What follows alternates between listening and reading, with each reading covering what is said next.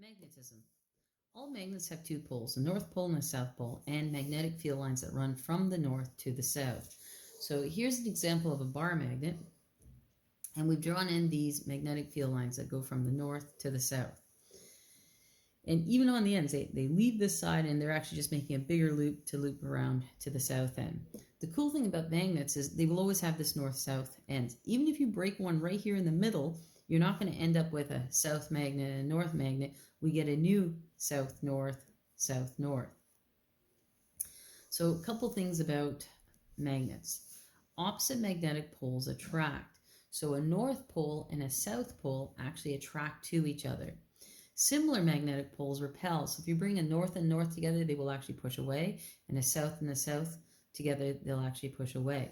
So you may be wondering, well, how do we know these magnetic field lines exist? So in this note, there's a link for a video, and it just shows a simple demonstration. I'll be showing it in class as well, where they take iron filings in this like glass little bubble thing, and they put it up against a magnet like this. And all of a sudden, all the iron filings, they make this pattern. So there's a link right here in the note. I want you to watch that link too, the second little video link, because it demonstrates this quite well. Now, scientists have done another thing. They've taken a wire where electricity is flowing through it, and they notice there's magnetic field lines around it as well.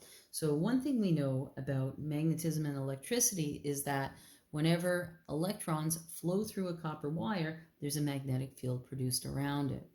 And then the reverse is true as well. If you can move electrons with a magnet, you produce electricity. So it kind of goes both ways. So one way is electricity or electrons moving through a wire produces a magnetic field.